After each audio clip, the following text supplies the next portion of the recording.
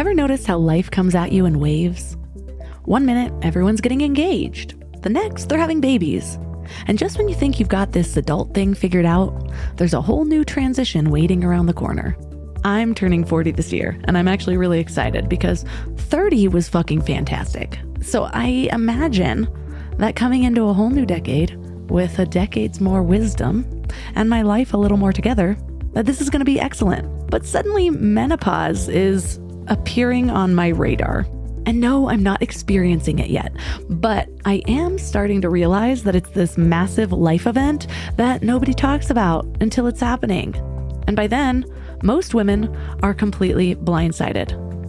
It's wild when you think about it. We get the puberty talk, we have baby showers, but menopause, complete radio silence. Like we're all supposed to just silently suffer through one of life's biggest transitions because periods are icky and aging is scary. Give me a break. Half the population goes through this and still can't talk about it without whispering. Well, the stats I found are pretty mind-blowing. Almost half of women in perimenopause can't sleep properly. Millions endure painful sex thinking this is just how it is now. Women quit careers that they've built for decades because their workplace won't accommodate basic biological reality. But most shocking, most doctors get practically zero training on menopause. Zero. Let that sink in. I am personally not surprised by that at all. I am done being shocked with how little doctors are educated on besides symptom management. Awesome in crises. Awesome if my arm is broken, but no, I'm not going to go ask for any sort of health advice. But that's not what this episode is about. So, tangent, redirected. I am fascinated by what I'm learning about menopause and perimenopause though, because what if we have it all backwards? What if this isn't the beginning of the end, but actually more like a cosmic graduation ceremony? The science is pretty fascinating. As estrogen drops, the bridge between the brain's logical and creative sides actually gets stronger. Women literally become more whole-brained. And it's not just some woo-woo theory, it is neuroscience. I've watched women in my life who've gone through menopause develop this incredible clarity and purpose. My aunt once told me that there was this moment where something shifted, and suddenly she stopped giving a damn what people thought. And that's somebody who isn't in the world of self-development. That freedom came naturally, and it looks like a superpower worth waiting for. So what if menopause isn't just something to survive, but more like an initiation into becoming the wise woman we're meant to be? What if those hot flashes are actually more like inner wisdom burning away the bullshit we've been carrying for decades? I'm not there yet, but I am already taking notes. Today, our guest is Tamsen.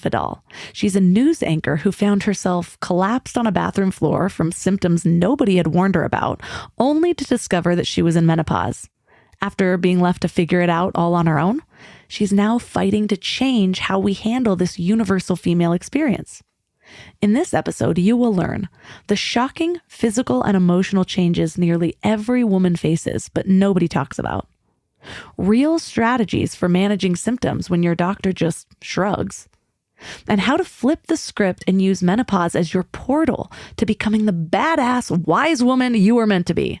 Before we go deep today, I want to give you a little gift, and I want to give it to you every single day. It's called the Morning Mind Love. I know how life can be. You're all fired up after an inspiring episode, and then a new day or a new challenge comes at you, and it's just hard to keep up that energy. Well, the Morning Mind Love is kind of like an oracle from your higher self to help you start each day with a positive focus. Plus, when you sign up, you get 2 free gifts, a 30-minute binaural meditation and 30 days of journaling prompts to help you remember who you truly are. And it's all completely free. So join over 9,000 people and go to mindlove.com to sign up or text the word morning to 33777.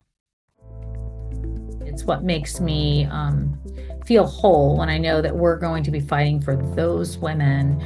And we're fighting for all of us at the same time with it. It can't just be for the people that can afford, an extra doctor. And by the way, the ones that can afford doctors still don't have doctors that are always educated. So that's another problem on top of it, which is mind-boggling, and so it's just we're fighting on a lot of different fronts, and I'm so proud of the women.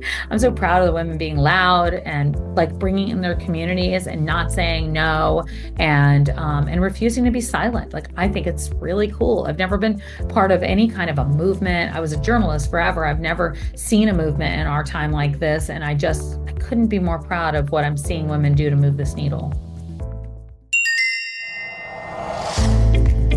Turn up your frequency with Mind Love. Bite-sized brain hacks for seekers, dreamers, and doers. It's time to give your mind a little love with your host, Melissa Monti. So what inspired you to make navigating menopause part of your life story? Oh gosh, going through it. I don't think I'd ever planned to do that. I'd had no information about it. I didn't know it was even happening to me, but I definitely had all of these signs and symptoms that were just pretty standard. I just didn't know it. And I was playing whack-a-mole with a lot of those symptoms. And as I started doing a little bit more questions and trying to figure out what was going on with me, I realized that I wasn't alone in this. And it started me down a real journey to figure out why none of us had any information at all. What was the moment that made you realize that menopause needed to be explored further? Oh, after an incident in the news studio where I landed on the floor of the women's bathroom as a result of a massive, epic hot flash, heart palpitations, and just overall, not knowing what was going on, I got a note in my patient portal from my doctor, my OBGYN that I'd had for a long time, that said, "In menopause, any questions?" Just 4 words. And I went, what? What am I doing? What am I doing with this? And how is that me? How could I be going through menopause? And that really made me know that I felt very much on my own. And I thought, wow, I'm totally on my own with solving this and figuring this out and figuring out what to do next. And once I realized that, there was something that needed to be done, not just for me, but for so many other women who had dealt with the same thing. I remember when my mom was going through menopause, and at first I didn't know she was going through menopause, and we just kept having these arguments that made no sense to me. Yeah. And I hate to say this because I don't want to add to the stigma, but I remember turning to my husband and being like, I feel like she's losing her mind. What is happening? And then my cousin was like, oh yeah, that happened I went through the same thing when my mom was going through menopause. And I was like, oh, menopause. And I hadn't thought of it. I was younger than I am now. And it's interesting because I have a husband, and I definitely notice how I've changed while I'm PMSing. Mm-hmm. And like I said a second ago, I don't like to add to the stigma, but sometimes I actually lean into it because I'm like, just don't mind me. I'm feeling a little crazy. I know. Or whatever it is. And so I'm curious, when you were starting to unravel menopause, what were your ideas around it? Because, sometimes in my relationship, it is helpful to just be like, I'm a little crazy right now. But he's also not allowed to say it. He's not allowed to tell me I'm crazy right now. Yeah. Yes, exactly right. Exactly right. There is a lot of stigma around it, right? We know that. We've seen it in the media. We've seen it all over the place. I lean into it too myself. I actually had a big event recently, and I was like, there's going to be some messy brain fog moments. And there actually were. And then I was like, okay, then that's just the way it is. So, so I do think that we can lean into it and smile about some things. But I think at the end of the day, what's so important to me is to make sure that we have the information we need. And when we have that information, then it's fine to smile because we know we're gonna get there. We're gonna have some solutions. We're gonna understand exactly what's going on, and then we're not so alone, And then it has normalized this conversation versus hide this conversation. I am one of those people that the moment I realize we don't talk about something in society, I make it my mission to bring it up all the time. Like, I'm the girl that just meets somebody at a dinner and I'm like, can you tell me how much money you make with that? Do you mind me asking? And then they look at me funny. I'm like, if we all talked about money, we'd all probably be making a lot more of it. It's so true. It's so true. I never realized that we did that either. I was like, why are we not talking about some of these things? So yeah, you're so right. You're so right. Why do you think that something that happens to literally every woman has such stigma around it? Oh gosh. Well, I think it's wrapped up in ageism, invisibility. I think it's wrapped up in all the things that we've always stigmatized. We've always stigmatized as you get older. I mean, it wasn't until just recently that we started, embracing the fact that we're turning 50 and we'd be like, oh God, the big 50. Well, is it the big 50 or is it like, hey, this is a fabulous time in our lives? So I think we've just heard those narratives and we just keep repeating them over and over again. And menopause is all caught up in that. I think it's also caught up in the fact that we haven't really understood it and still have a lot to understand. And when we don't understand something, we shy away from it. That is what we do, unfortunately. And I think that, Gen X and the women that come up, behind us, millennials, and I think so many women are like, you know what, we're going to stop not understanding it anymore because it's about time. We're not the first generation to have gone through menopause, that's for sure. What was the most surprising thing you learned about menopause? I didn't know what brain fog was. I didn't even have a word for that. So I think that surprised me. I think the second thing that surprised me was how long we're in menopause. I thought you like every once in a while I'll hear women go like, "Oh yeah, that was those were a long time ago," and I was like, "No, you're still in it," because once it happens, doesn't mean you're having like the worst symptoms ever, but it's all still part of it. So that surprised me because I didn't know. And then I think the final thing was, I know you asked for one thing, I'm giving you three, but the final thing is how little doctors know about it. That shocked me. That really shocked me. Well, I'm of the camp that is constantly surprised how little doctors know about a whole lot of things. Yeah, I understand. I understand. So we talked about things that we didn't know, but what about myths? Maybe things that people believe that aren't true.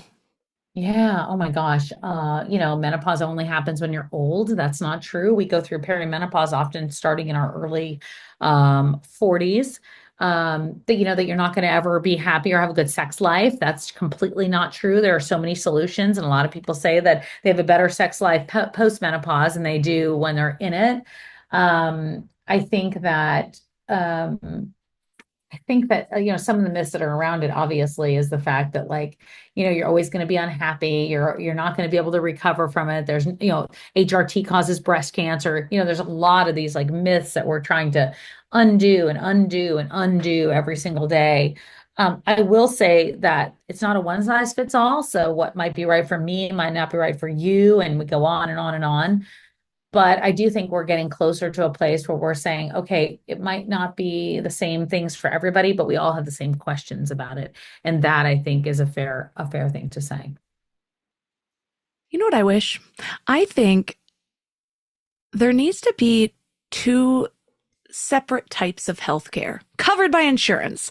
Yeah. One can be the medical industry as it is. I know I hate on it sometimes, but there are medical miracles and there are certain things that I would absolutely run to my doctor for.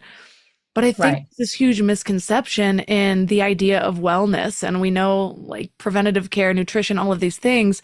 I feel like we should have well visits that have nothing to do with current doctors. They are the functional doctors. They are maybe even just like some sort of a midlife midwife. I don't know. No, Did I right? just invent I know. a new profession? Maybe I should move into that. I mean, I'll take it. I think that, we need somebody to kind of guide us through this area. I think there's never been a roadmap. There's never been here's what you do. And I think that's for a couple of different reasons. We don't really have a lot of the research, but we also kind of fall off the journey after our reproductive years. We're humming along and then all of a sudden we're not there anymore. And so I would love that. I would love there to be somebody that really does take that and moves it to the next place so women don't feel so confused because there's nothing worse than feeling isolated in any kind of journey that you're going through. I watched my mom go through it with breast cancer, but there's just nothing worse than feeling that type of isolation. What would you say that women need during this time? Because as we mentioned, doctors aren't always super educated on it. You talk in your book about how a lot of women are gaslit in medical settings. What are they being gaslit around, and what do you wish you could see? Oh gosh, I hope that women don't feel like they're going crazy during this time because I hear a lot of them say that. I hear a lot of them say they feel completely alone, which is just, it's just awful. Um, I think that, what's super hard is to understand that women don't have information. So, they're dealing with low libido, they're dealing with a lack of sex drive, and they think there's something really internally wrong with them, not knowing some of the solutions. And I guess, we hear a lot of women gaslit in terms of like, everybody goes through this, don't worry, you'll get through this too. And I think that we have normalized suffering. And I think that that sucks. And I don't think it's okay. And I think that we have to take that onus, off of the women that we do all the time, which is, just get by it, just get through it. That's just not okay.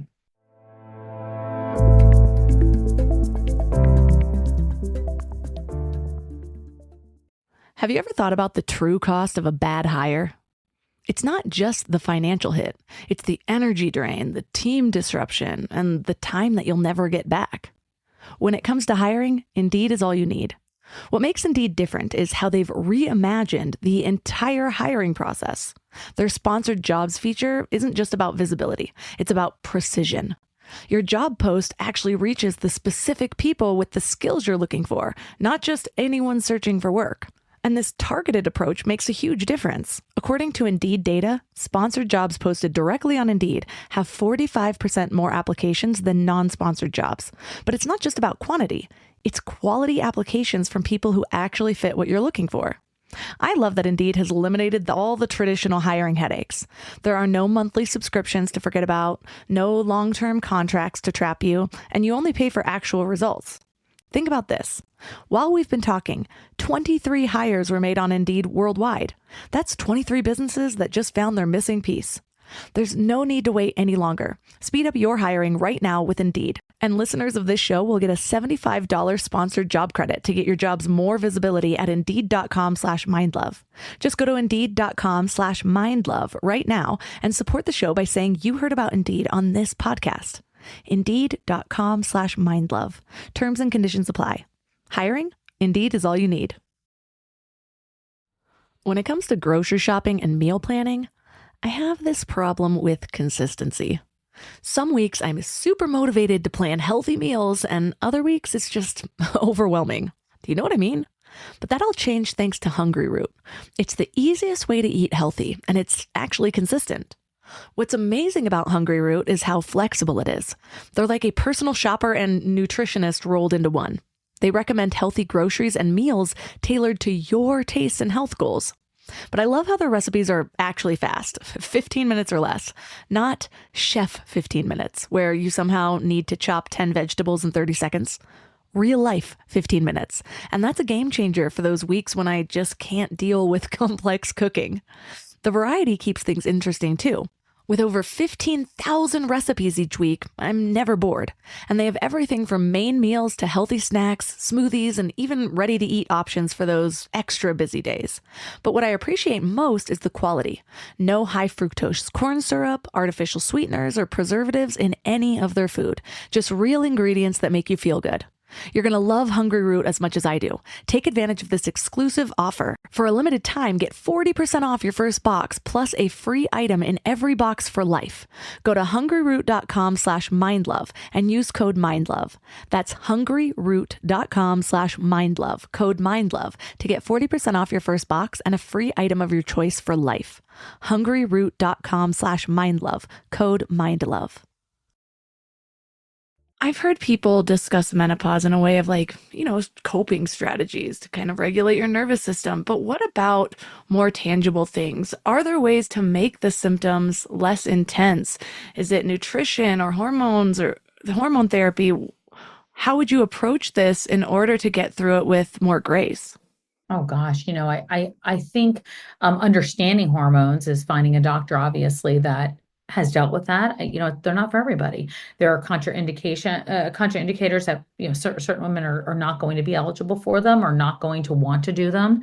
And I understand that. And I just wish that a woman could go into a doctor and be like, look, here are the two, you can decide which one, but here's what you need to know. It's up to 30% of your collagen in the first five. Research, and here's, what you can do if you're not interested in hormone therapy. Because I think what we do with women is say, like, this is your option, you take it or leave it, or there aren't really very many options, or you can find some stuff, but it's not going to help everything. And I think that that's a very unfair place to be. And when you leave a doctor's office feeling totally confused by that, you kind of wind up doing nothing. Yeah. You break down the hormonal and the non-hormonal solutions. Yeah, absolutely. I do it for a couple of different reasons. If my mother, were here today, she might not have been a candidate for hormone therapy. She had breast cancer, estrogen-based breast cancer. So that's not what she would be able to do. So I wanted to make sure that there were different solutions for different women, depending on what they wanted to do. Because even if you're able to, you might not be interested in doing that. There are non-hormonal prescription drugs out there for hot flashes now on the market that weren't there, several years ago when we were talking about all this. There's different type of supplements that some women want to take. There's vaginal hormone. There's vaginal estrogen, which is pretty much safe for all women. So there's the traditional hormone therapy, which is estrogen and progesterone. Some women, and myself included, have added testosterone, but then there's a non-hormonal that I think women should know more about, and doctors should know more about, or be able to talk more about. I was just having a conversation with somebody yesterday, actually, about burnout. And they're like, well, how do you handle burnout? And the first thing that came to my mind was, I remember a moment feeling like, this must be what burnout is. And I was like, hold on, like, do I want to claim this idea of burnout? Like, what's actually happening? My body's causing me to stop so that I shift and redirect, whether it's realign with my values, whether it's reclaim my energy, do something for myself.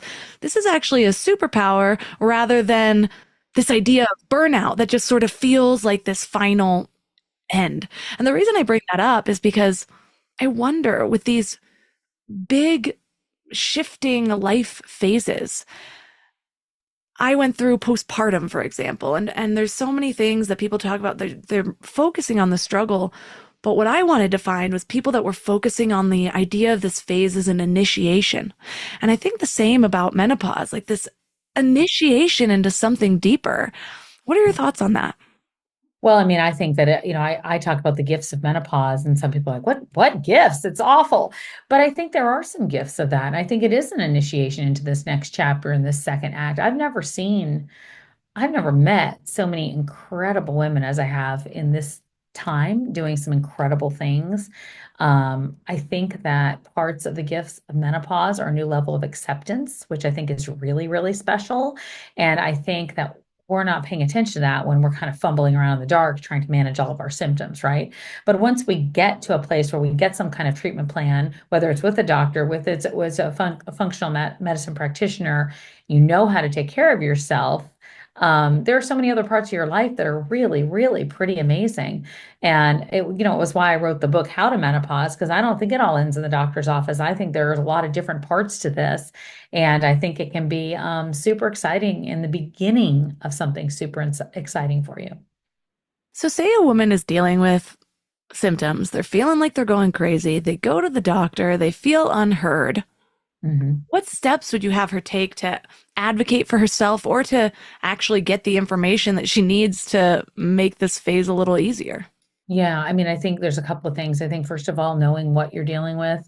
If you have a doctor that is not listening or is saying, like, all women go through this, it'll be okay, these symptoms will pass, you need to get another doctor or you need to fire your doctor. And that sucks. It sucks when somebody knows you for a long time, but I will tell you what sucks worse is to not feel like you're being heard. So that's the first thing. I think the second thing is to be aware of the symptoms.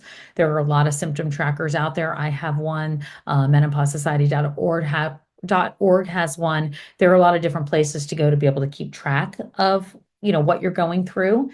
I think if you don't have a doctor in your area, you don't have somebody you feel like you can rely on, there are a couple of different places to find them, which is, again, menopausesociety.org, that has a zip code finder. There are also places like MIDI Health or Alloy that have telehealth practitioners that can be very helpful. And then I think that the next thing is to not be afraid to ask within your own community what has helped for other women. I think some of the best advice I've gotten is from other women in this community who have done trial and error and understand what's going on with themselves and have been better able to communicate it oftentimes to me than anything else. Mm. I imagine that's hard for some people who aren't used to being vulnerable. I like it. Like even just today, I mentioned earlier before we started recording about how my gym class teacher is just kind of the inappropriate person, but Yeah. he likes to call people out too. He's like, "Why you haven't looked this tired before?" I was like, "I leveled up weights and I'm in my luteal phase." And you Yeah, could see him go red, and I was like, "What? No one talks about a luteal phase? Don't you have a wife and like 4 daughters?" Not used I to love that being you did that. that one. Yeah, I just feel like I experience the world the way I'm internalizing it. And the more I get myself out there and just sort of say the thing, like I don't need to say, yeah, I'm bleeding through my tampon, but I will say like I'm in my luteal phase, you know? Like there's a I line. think but that normalizes those things, and it allows somebody who doesn't understand it or know what that is to ask a question. And now you've opened up a conversation. And so, look, being the first at anything of talking about something is never necessarily comfortable. It wasn't for me. I went online as a newscaster talking about menopause and body odor. And I was like, oh gosh, I'm either going to get fired or women are going to stand up next to me. And women stood up next to me. So I am I've kind of blown away by the fact that women like yourself and other women that I've seen out there are not afraid to say things, have conversations, initiate conversations, and not be afraid of what happens as a result, because I actually think some great things happen as a result. So kudos to you, by the way, for that. I attribute it to my mom being, she's just always been that proper, do the right thing type person. Her sister is the opposite. And I just always got a kick out of that. Like I made it my mission starting from like 5 years old to show my mom that like no one's going to die if you doing embarrassing things in public. It's evolved over the years. It used to be more inappropriate than it is now, but now it's one of the things that I like most about myself. Yes, of course. So also though, kind of going out there and proving to yourself that the world's not going to end if you step into something new. I know. It increases my confidence because I'm constantly building evidence that I can be more authentic or more fully myself. And there are more positive benefits than negative. Oh, yeah.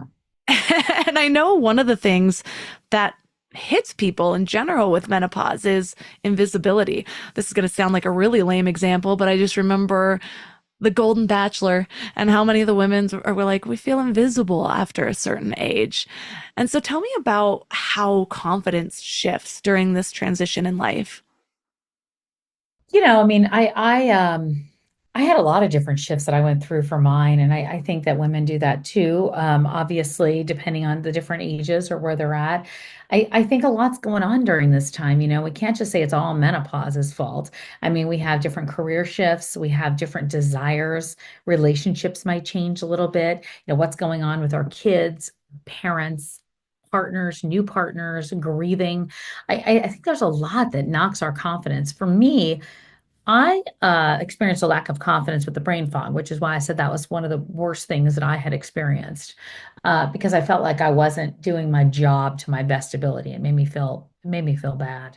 And then when I found out what it was, I was like, oh, hold on, I get this now. I understand it, and it actually helped in so many different ways. So I had a lack of confidence shift. And then when I started going through this and being more outspoken and talking about things out loud, I got this whole new surge of confidence where I was like, oh, why haven't I ever experienced this before? And it's been very nice, to see that change, but it didn't come overnight and it didn't come easy.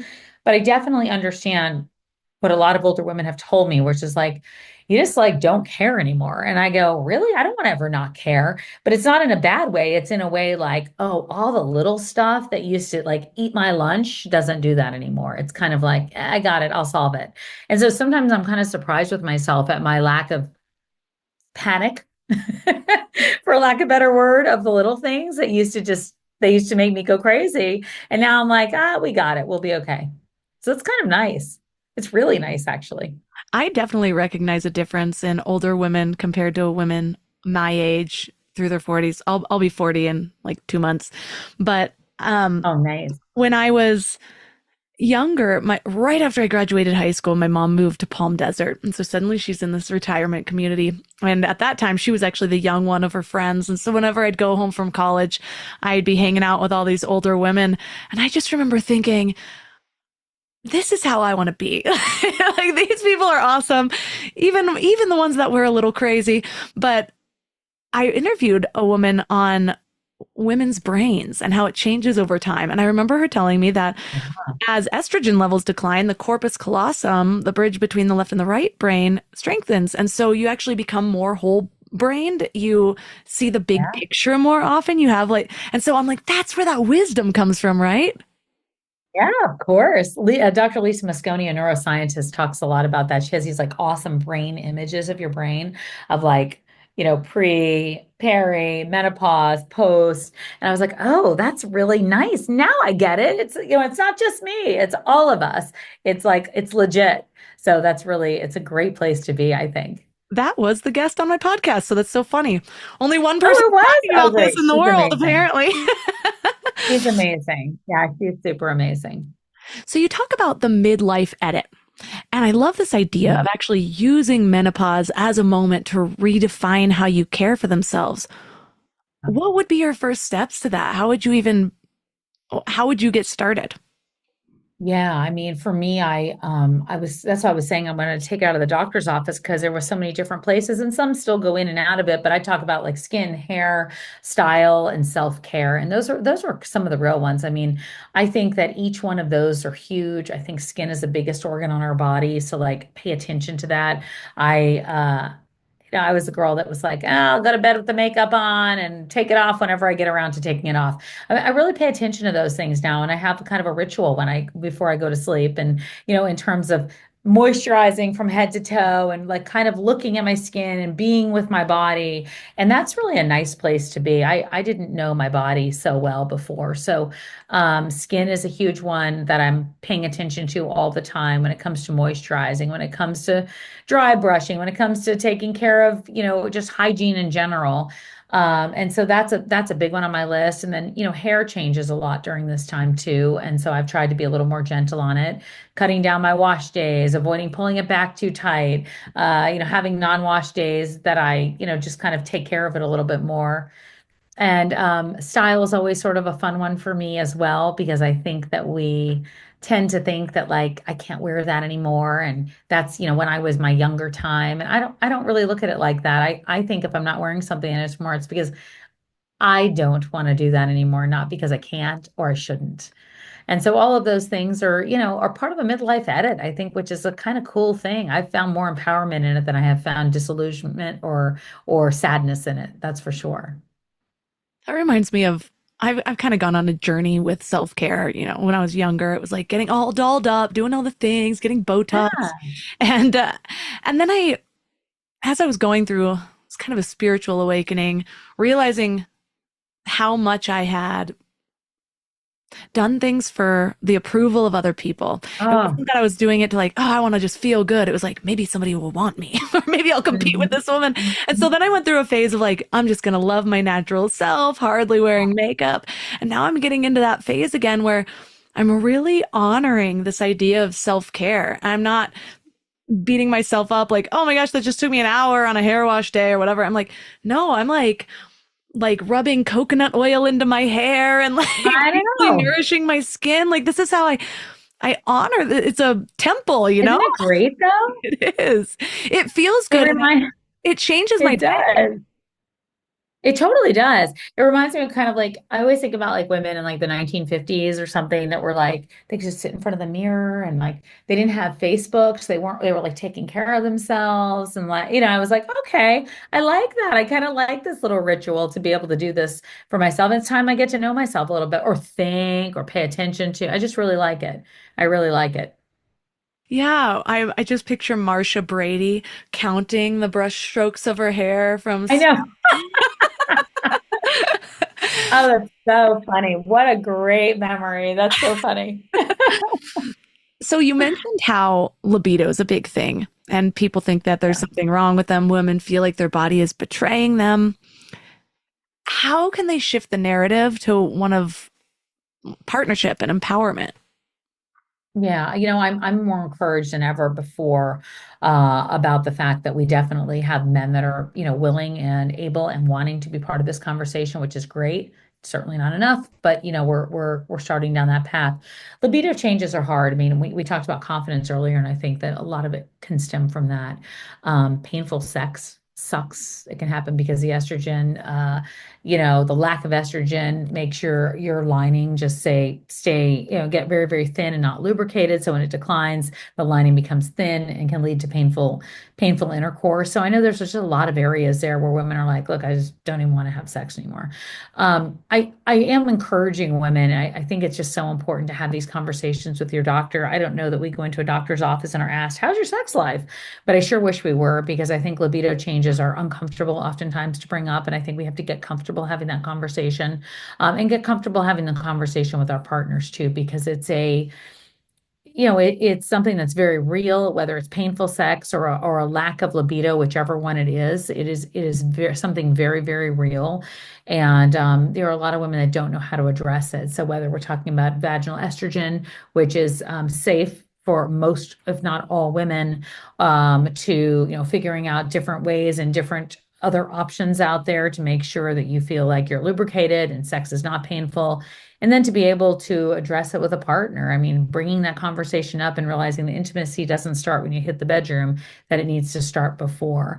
And I really, it's funny, the book, I had sex and brain kind of as like a chapter, and then I took sex out completely and made it its own large chapter because there was just so much to it, mental, emotional, physical, the confidence part of it. It was just really important for me to make sure that we really covered that, because it's a huge part of who we are, and it's a huge part of what we fear losing as we get older. And that's not really the truth. Like, you can have incredible sex post menopause, in menopause, but you have to just be aware of what is going on down there. And testosterone treatment is, one of the options to help treat low libido, as well as the vaginal estrogen. If you were bringing that up to a partner, how do you imagine the best way to do that would be? Yeah, I think it wouldn't be in the bedroom. I think it would be outside of the bedroom. And I think it would be like, I wrote a kind of a chapter in the book that said, or a section said, is it your husband or your hormones? I think it would be, look, this is not an easy conversation. I'm learning about this myself, but this is, if it is not about you. Can I just tell you what's going on with my body? Like, sex hurts. And so when you seem to want sex or initiate sex, it just doesn't feel good for me, but I'm either getting help or I'm going to get help, or I just want you to be aware of it. Because I think that when we don't have that communication, and listen, I'm not so naive to think that that's an easy conversation, but I think when we don't have the conversation, then the partner in our lives is left to think it's all them.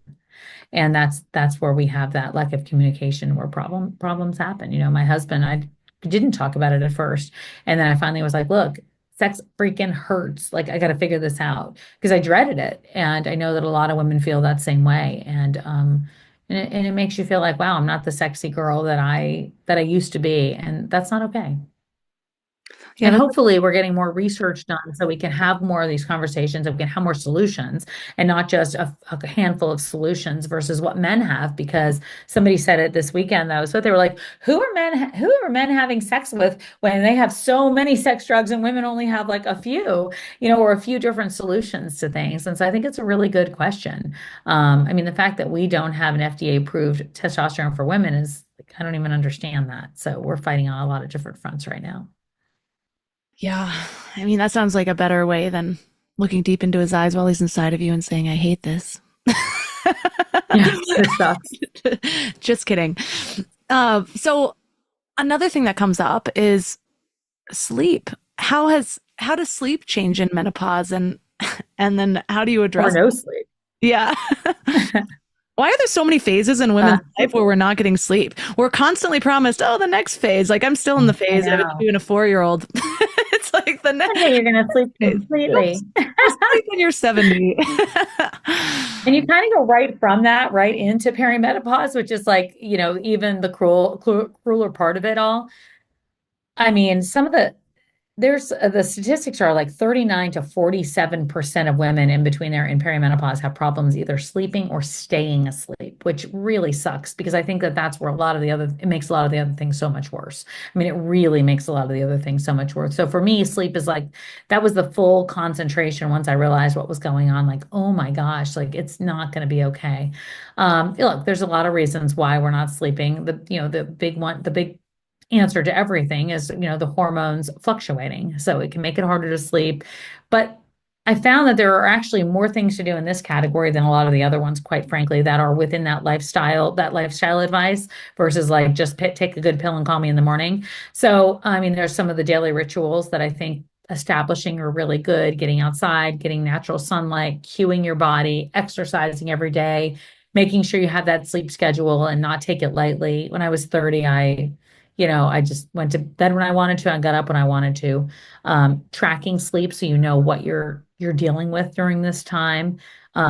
Paying attention to what goes on in the bedroom, sex and sleep, sex and sleep. That's it. And if you don't like the sex part, at least hopefully you can get the sleep part right now.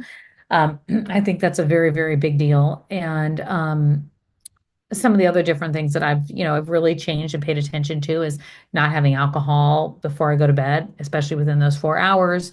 I pay certain attention to caffeine, to keeping the bedroom cool. I mean, I feel like there's so many things you can do in this category that are great. That's even before you say, okay, I'm going to decide on a supplement like magnesium or melatonin, or I'm going to decide to take hormone therapy, estrogen or progesterone, which a lot of women say once I'm taking progesterone, I'm sleeping like a baby.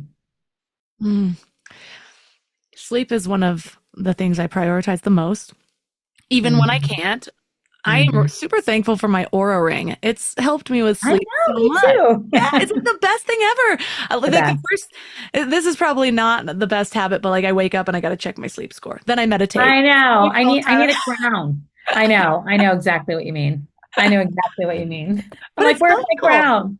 It's like, it's like what you measure improves. And so it just automatically is measuring it for me. And it helps me see, like, sure, maybe I have one bad sleep day, but it's when like there's several in a row where previous me might be powering through, not trying to look at it. And now I'm like just reminded. And so it's really, really helpful for people who do want to get a better relationship with their sleep. I know. You also talk about the need for workplace support during menopause. To me, this just is one of those things that we're similar to how we were talking about in the beginning of this interview around, is it the support? Is it just that everyone needs to talk about it more so everyone knows what's going on so we can have more compassion for each other? Is it everything? It's like all of that wrapped into one.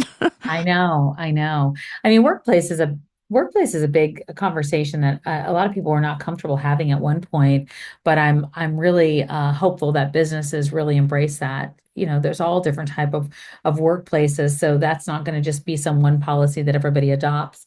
But I'm hopeful that we do a couple of things. We retain women in this age range because they've got so much wisdom and they do so much. And I think that that's super important, as we know. The other thing is to make women not feel like they're odd man out just because they are going through something like this, and it becomes a natural part of the conversation. They can have benefits and they can deal with it without like, oh, you're in menopause. Okay. What do we need to do? What we want to be able to do is say, hey, you're in menopause. We got some benefits for you, some different places to go, some information that could be helpful. So, I think that it's important that workplaces are just as aware of it as partners are, or just as aware of it as women are. I think it's interesting that, like we've mentioned, there's a cultural shift happening where we are able to talk about things a little bit more than we were. People can tell their boss they need a mental health day. That I can shout out luteal phase in a gym class, but at the same time, more people have Botox and fillers than ever in history. And so it seems like we're really embracing aging. But are we, if we're all trying to cover it up? How do you view that? Do you think it's just kind of a self-care way of taking care of ourselves? Or is it an unfair Oh, advantage for those who can afford it. I mean, look, I want it to be, I want it to be accessible. It's why I did an event just recently that every single person could go to for free. I did a virtual event of information for free. We have to be able to have women be able to access at least the information. And now we've got to figure out how they get the help. And those are two things. It can't just be the person that can afford to go to five different doctors. Like that's not okay. It can't be the first person that can go to a sleep specialist and have this specialist and that specialist. It's not okay. So I mean, I think that's what I fight for. It's what wakes me up every day. That's what gets me on a train to go to DC. It's what makes me feel whole when I know that we're going to be fighting for those women and we're fighting for all of us at the same time with it. It can't just be for the people that can afford, an extra doctor. And by the way, the ones that can afford doctors still don't have doctors that are always educated. So that's another problem on top of it, which is mind-boggling. And so it's just we're fighting on a lot of different fronts. And I'm so proud of the women. I'm so proud of the women being loud and like bringing in their communities and not saying no and refusing to be silent. Like I think it's really cool. I've never been part of any kind of a movement. I was a journalist forever. I've never seen a movement in our time like this, and I couldn't be more proud of what I'm seeing women do to move this needle all together.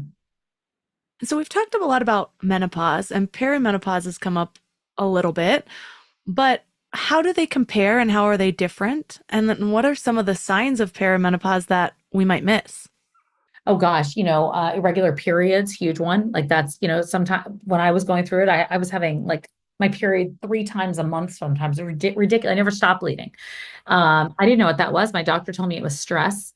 And I had polyps. So I was like, I guess it's polyps. Nobody ever used the word perimenopause to me. That was a really big one. The hot flashes, we know what those are, but if you're really having a large number of hot flashes, that can indicate something more serious. You got to pay attention to things like that. Understanding that the lack of sleep, waking up in the middle of the night, night sweats. Those are all real things. Then there's like these weird symptoms that are like a burning tongue or itching ear. But at the end of the day, it's a lack of estrogen. That's what we're talking about. Dry skin, dry everything. Painful sex, lack of libido. Those are the things I would be paying attention to at that age because they all started happening for me, and that's for sure. So how long is perimenopause and how long is menopause for most people? I mean, perimenopause can be 4 to 7 years on average for women, and then Fun. average age, average age for menopause in the U.S. is 51, and menopause happens after you've gone 12 months without your period, and then everything after that's postmenopausal, which we just refer to as menopause because, like, I don't know, maybe I can't remember all these different names, but menopause is everything thereafter. What I wish people talked more about in these big life transitions is the grieving process that you go through from your former self. I still go through it sometimes. I mean, I had kids, and every now and then I'm like, ah, remember when I was young and free and could do rosé all day? Sucks. It sucks. Like I can't do that anymore. I used to be, I said to my husband yesterday morning, I was like, wasn't it fun when we were young and could just go have drinks on an island and relax in the sun? And he goes, yeah, but it was like 6 years ago. It wasn't really when we were young. And I'm like, oh, yeah. Well, it was me. But anyway, but yeah, I can't do that anymore. Like I can't rosé all day. I have to rosé with some ice in it. And then I need 3 glasses of water and then I got to go to bed. That's my rosé. I My know. rosé symptoms last all day is what mine is now. I know. I gave up alcohol a couple years back, and then one day I was like, I'll have a glass of wine. Like I'm not like in AA. Like let me just see what this is like. I had one, and I was like, this is what it feels like. All of a sudden, I felt dark and heavy. I I was like, know. okay, I don't know if I need this. Although every now and then I'll think about it again. But no, it's not in this phase of life. I know. But some I say know. that Trust me. menopause is when women step into their wise woman era. What do you think Yeah. are the biggest initiations you had to go through to earn your wisdom? Oh, my wisdom. Gosh. I think my big ones were getting real with who I was, like really getting honest about that in the workplace and feeling okay that I didn't have to be the center of attention all the time at work, and like I didn't have to win all the time. I think that was a big one. I also think that the other initiation for me was learning that I was a teacher now versus a student. I mean, I'm still a student, but I think also like teaching it and passing it along. I think that was a big initiation for me, and an exciting one too. Like I realized like, hey, it's okay that you're in that era now. It's like it's a kind of a cool place to be. So I really embrace it. Yeah, I think those would be the two areas that I've realized like, okay, I can be wise. I got that. I'll receive that.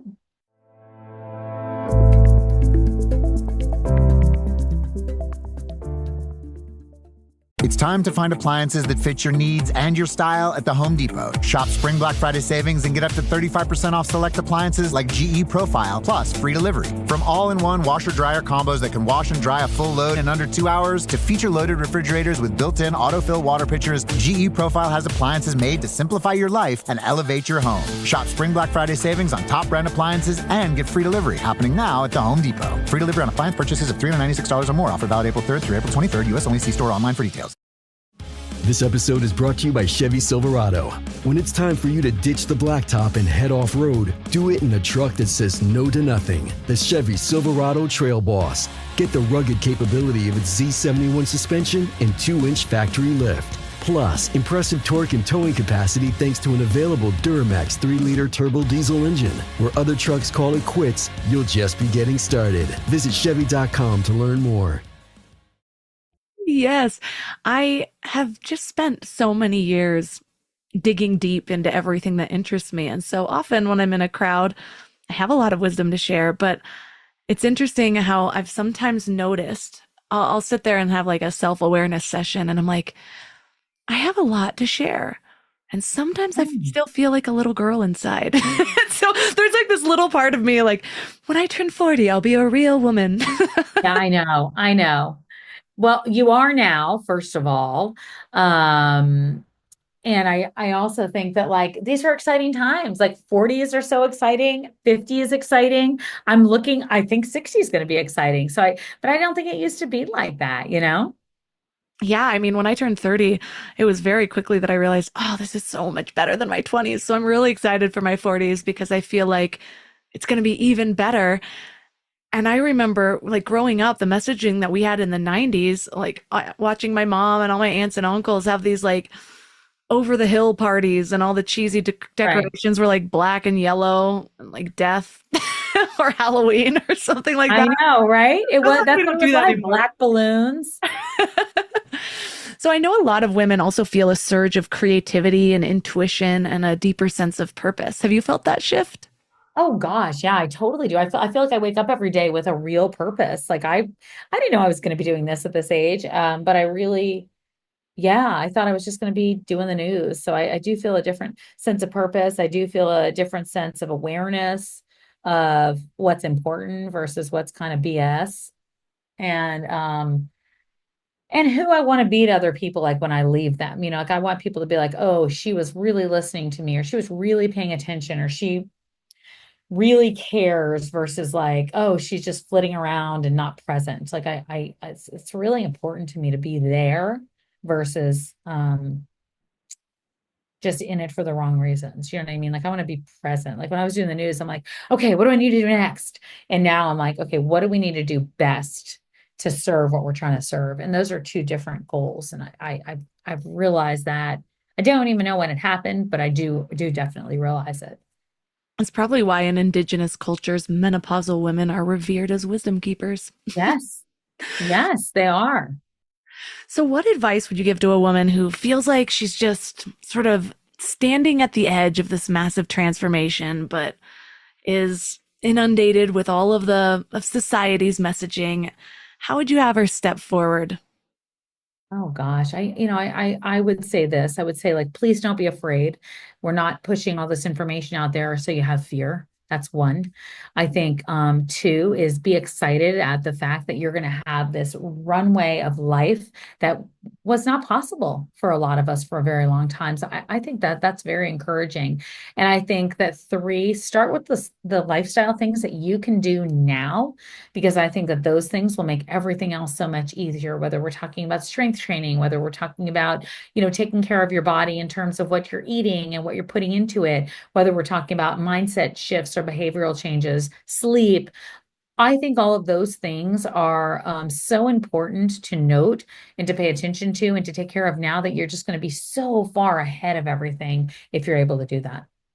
So true, because all of those things that are affected also affect your mental health. And so if you're not Totally. taking control where you can, it's going to feel so much worse than it is. And I'm always sharing that, so much of how we experience something is just the story that we're telling about it. And sometimes we absorb those stories or we inherit the stories. And menopause is a big one where we either have no information or we're just deemed crazy or something. And so it's up to us to change that story first for ourselves and then for everyone else. So thank you so much for being such a big part of changing the story around something that every woman is going to go through, because if we don't, we're missing out on this big initiation, Yeah, I think we really are. I We have a really, really deep are. spiritual belief, and I think everything happens for a reason. And when we dismiss things as almost a mistake or not perfect, then we're missing out on what's actually in it for us. And so for listeners that want to learn more and find your book, where's the best place for them to connect with you? Yeah, absolutely. How to Menopause is where the book is. And we have lots of bonuses going on with it because I want women to have other information as we wait for the book to come out. So we wanted to put a lot of that together. So if they do need to go to the doctor now, that they have the ability to do that with some help. And I'm always on Instagram. And then you can get the book wherever books are sold. And so I'm real excited. I'm going to be going across the country and touring. And so I can't wait to meet a lot of people in person. That kind of just makes me feel good. All the links for this episode will be at mindlove.com/397. Your challenge for this week is to start noticing the transitions in your life without judgment. Whether you're approaching menopause or experiencing something else entirely, just take a moment to ask yourself, what if this change isn't happening to me, but for me? Notice how this simple reframe shifts your experience. Instead of resisting what's happening, get curious about the wisdom that might be waiting for you on the other side. Today's conversation about transitions and stepping into our power reminds me why I created Story Love in the first place. We all go through these moments where life shifts, sometimes dramatically, and our stories hold the wisdom that we need to navigate them. So we had our first Story Love coaching call, and I watched a woman have one of those breakthrough moments. I custom created several AI tools that are very in-depth, that give outputs that have really been blowing people away. But one woman saw one output, one line in the report that the AI tool gave to her, and her entire body language changed. "That's it," she whispered. "Those are the exact words my soul has been trying to say."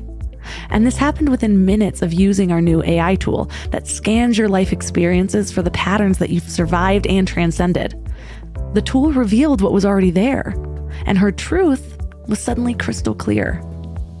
Story Love is officially live, and it's about excavating the wisdom that you've earned through every hard lesson, the unique perspective that only you can offer the world. And so this program is going to be launched again and again, getting better each time. And so if you're sad you missed this round, but you want in on the next one, reach out to me. There is an early bird discount for the next round. And this is such a beautiful way to begin to explore it because it gives yourself a few months to ruminate with the material. This is perfect for you if you already have a business and you want to use your story to grow it authentically, or if you're still figuring out where your story is leading you and what impact you're here to make.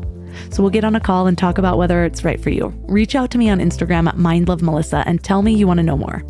You can also sign up for the Morning Mind Love at mindlove.com or text the word morning to 33777 to get daily inspiration straight to your inbox. Thanks for giving your mind a little love today, and I'll see you next week. Thanks for tuning into Your Higher Frequency with Mind Love. Head to mindlove.com for a free gift to keep your vibes up until next week.